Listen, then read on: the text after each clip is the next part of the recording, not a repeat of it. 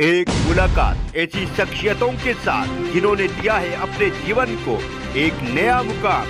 रूबरू कराएंगे ऐसी कुछ हस्तियों के साथ एक खास शख्सियत के साथ मुलाकात जयदेव पटेल के साथ नंबर 1 इंडिया न्यूज पर।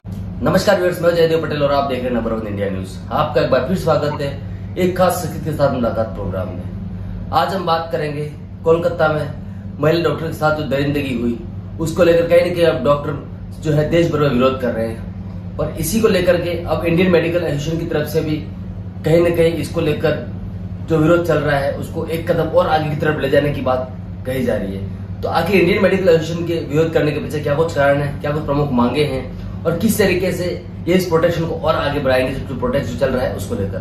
इन्हीं तमाम मुद्दों पर बात करने के लिए हमारे साथ खास मेहमान है इंडियन मेडिकल एसोसिएशन के एक्शन कमेटी के चेयरमैन डॉक्टर विनय अग्रवाल। डॉक्टर विनय अग्रवाल, आपको बहुत बहुत स्वागत आज हमारे प्रोग्राम में। धन्यवाद जी। डॉक्टर विनय अग्रवाल, आपसे मेरा पहला सवाल है कि 17 तारीख को जो कोलकाता का जो कांड हुआ उसको लेकर आप लोग जो प्रोटेस्ट करने जा रहे हैं, आखिर इसके प्रमुख कारण क्या है इसके पीछे की? देखिए, आज तक मेरे को 55 साल हो गए MBBS किए हुए।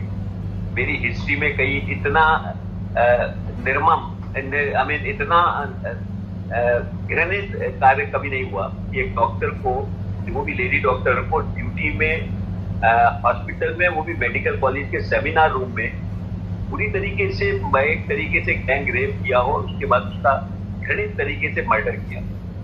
इससे और वो भी ऐसी जगह पे जहाँ की चीफ मिनिस्टर खुद महिला है और वो महिला की सेंसिटिविटी की बात कर रही है। एंड यही नहीं, एक ये हुआ, यही नहीं, उस मर्डर को छिपाने की कोशिश की गई, उसको सुसाइड डिक्लेयर किया गया। 2 दिन तक पुलिस ने और लोकल अथॉरिटीज ने उसको सुसाइड डिक्लेयर किया, लेकिन जब ये आग फैली और आग बढ़ी तो उसके बाद पता लगा, और जब पोस्टमार्टम रिपोर्ट आई कि एक नहीं 2-3 लोगों ने उसके साथ सेक्सुअल वो किया, रेप किया। और यही नहीं, इसके बाद साथ साथ और जिस तरीके से मारा है, आप पोस्टमार्टम रिपोर्ट आप देखेंगे, आप भी मतलब एक तरीके से अचंभित हो जाएंगे कि ये क्या किया है। कि आंखों में शीशे लगे हुए हैं, हिप की हड्डी टूटी हुई है, आपका रिब्स टूटी हुई है, इस पूरी तरीके से उसको मारा गया है। और उसके बाद उसके बाद भी पुलिस ने कवर अप करने की कोशिश की। लोगों को सस्पिशन है कि जो आदमी पकड़ा गया वो इन्वॉल्व भी नहीं था। इन सब बातों से देश के डॉक्टर, मेडिकल प्रोफेशन में बहुत रोष है और हम लोग काफी समय से ये बात कर रहे हैं कि हॉस्पिटल्स को एक सेफ जोन डिक्लेयर किया जाए। आप देखते हैं रोज हर बार कोई ना कोई केस इस प्रकार का सामने आ रहा है। कहीं मार पिटाई हो रही है, कहीं मैन हैंडलिंग हो रही है, कहीं शीशे तोड़े जा रहे हैं, कहीं डॉक्टर को मारा जा रहा है। और अब ये सब चीजें बढ़ती जा रही है इस तरीके से। पिछले साल केरला में मर्डर हुआ, अब ये इस प्रकार का ये मर्डर हुआ। ये क्या हम उस कैटेगरी में नहीं डालेंगे तो क्रिमिनल कैटेगरी में डालेंगे। लेकिन इसके बाद भी जो हॉस्पिटल अथॉरिटीज हैं, और ये उस प्रदेश में हुआ जहाँ पे कि ऑलरेडी एक एक्ट है, प्रोटेक्शन एक्ट, मेडिकल प्रोफेशन का वायलेंस का प्रोटेक्शन एक्ट। यही हमारी डिमांड रही है। हमारी डिमांड रही है कि हमें हॉस्पिटल्स को सेफ जोन डिक्लेयर किया जाए, वहाँ पर प्रॉपर तरीके से फैसिलिटीज हो, वर्किंग कंडीशंस डॉक्टर्स की इम्प्रूव की जाए और एक सेंट्रल एक्ट लाया जाए वायलेंस के अगेंस्ट, प्रोटेक्शन का, जो मेडिकल डॉक्टर्स का और मेडिकल एस्टेब्लिशमेंट्स का, जो जिसके लिए यूनिफॉर्म प्रोविजंस हो, स्ट्रिंजेंट प्रोविजंस हो। आप देखिए, कहीं पर बेलेबल है, कहीं पर नॉन बेलेबल है, कहीं पर फाइन 5,000 रुपए, कहीं पर फाइन 50,000 रुपए, कहीं पर 5 लाख रुपए। 25 स्टेट से इसको प्रोमुलेट किया हुआ है। उन 25 स्टेट्स के हर स्टेट के प्रोविजंस अलग है।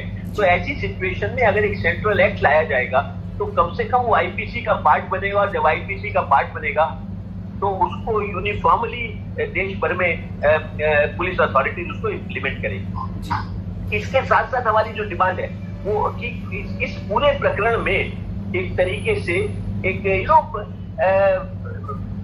इंक्वायरी, एक तरीके से इम्पार्शियल इंक्वायरी होगी, तो CBI को दे दिया गया।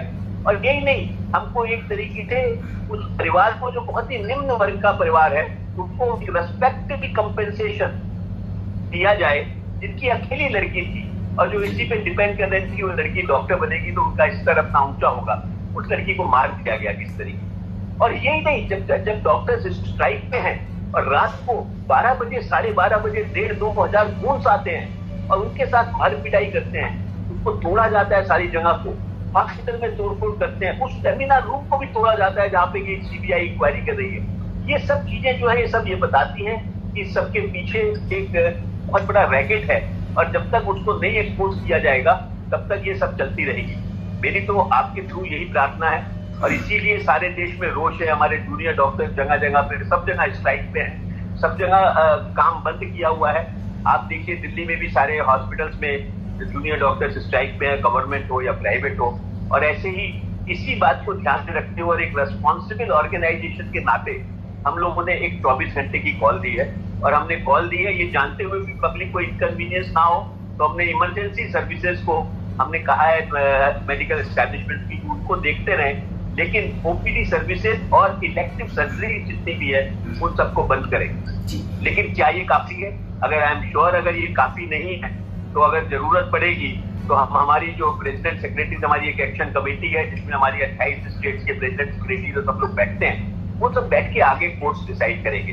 इसीलिए इस चीज को मन में रखते हुए हमने 17 तारीख को सुबह 6 बजे से 18 तारीख की सुबह 6 बजे तक एक तरीके से मेडिकल बंद का अनाउंसमेंट किया है। आप इसको विड्रॉल ऑफ सर्विसेज कहिए कि हमने मेडिकल सर्विसेज को विड्रॉ किया है जो routine services. And I am sure इसके साथ साथ हम हमारी करबद्ध प्रार्थना है सेंट्रल गवर्नमेंट से और स्टेट गवर्नमेंट से कि इसको एम्पैथिकली देखा जाए, इसको सेंसिटिवली देखा जाए और इसके साथ जो न्याय जिन लोगों को दिया जाए और जो इसके गुनाहगार है उनको स्ट्रिंजेंट पनिशमेंट दी जाए, जो कि ऐसी डेटरेंट पनिशमेंट हो कि आगे करने वालों को भी सोचना पड़े कि इस प्रकार का कृत्य करें या ना करें। डॉक्टर विनय अग्रवाल जी, मैं आपकी बात को थोड़ा सा और आगे लेकर जाऊंगा, लेकिन उससे पहले आपका इंडियन मेडिकल एसोसिएशन का एक डेलीगेशन जो है जिसमें आप भी शामिल थे, पहले जब नड्डा से मिला उसके बाद आप लोगों ने ममता बनर्जी से मिलने का टाइम भी मांगा, वेस्ट बंगाल के जो सीएम है, पर शायद आपको टाइम नहीं मिला। तो आखिर टाइम नहीं मिलेगा क्या, पीछे क्या कुछ रीजंस उनकी तरफ से दिया गया? देखिए मैं खैर उस बात को मैं बहुत वो नहीं कहना चाहता क्योंकि हम लोग नड्डा साहब से मिले थे, हमारी अच्छी मीटिंग हुई, 40 मिनट के करीब हम उनके पास रहे, उन्होंने हमारी सारी बातों को ध्यान से सुना और वो हमारे हर तरीके से उनका यही कहना था कि मैं आपके साथ सेम पेज पे हूँ, मैं आपकी डिमांड्स को एम्पैथिकली देख रहा हूँ कि जो एडमिनिस्ट्रेटिव इश्यूज है उसको भी मैं गौर करूंगा।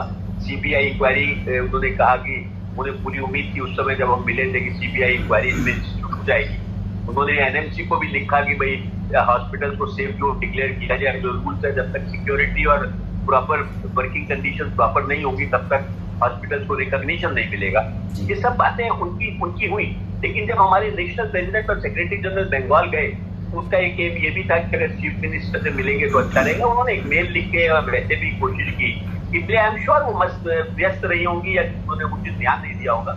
मैं इस बात को ध्यान उनसे मिलना और ना मिलना इम्पोर्टेंट नहीं है, बट जिस तरीके का घृणित कार्य हुआ है और जिस तरीके की वहां पे बयानबाजी हो रही है और जिस तरीके से इस पूरे एजिटेशन को दबाने की कोशिश की जा रही है वो ज्यादा इम्पोर्टेंट है और हम उसका घोर शब्दों में निंदा करते हैं। डॉक्टर विनय अग्रवाल जी, कल जो प्रोटेस्ट आप लोग करने वाले हैं उसमें लगभग देश के कितने डॉक्टर्स, सीनियर जूनियर डॉक्टर्स होते हैं, वो कितने लोग शामिल होंगे ऐसे आपकी उम्मीद है? देखिए हमारे इंडियन मेडिकल एसोसिएशन के लगभग 4 लाख मेंबर्स हैं और इसके साथ साथ हमारे गवर्नमेंट डॉक्टर्स की एसोसिएशन है वो सब इसमें साथ दे रही है। प्राइवेट डॉक्टर्स एसोसिएशन को भी हम लिख रहे हैं, कॉर्पोरेट हॉस्पिटल्स को भी हम लिख रहे हैं। हमें पूरी उम्मीद है कि हमें सबका साथ मिलेगा। डॉक्टर विनय अग्रवाल जी, जब देश में डॉक्टरों के अगेंस्ट में कुछ भी होता है तो जितने भी सीनियर और जूनियर डॉक्टर्स होते हैं वो एक कहीं कि प्रतिष्ठित की संस्था है इंडियन मेडिकल एसोसिएशन, उसी तरफ उनकी नजर जाती है। ऐसे में आगे इंडियन मेडिकल एसोसिएशन का क्या रोल रहेगा अगर प्रोटेस्ट के बाद भी आप लोगों की मांगे नहीं मानी जाती?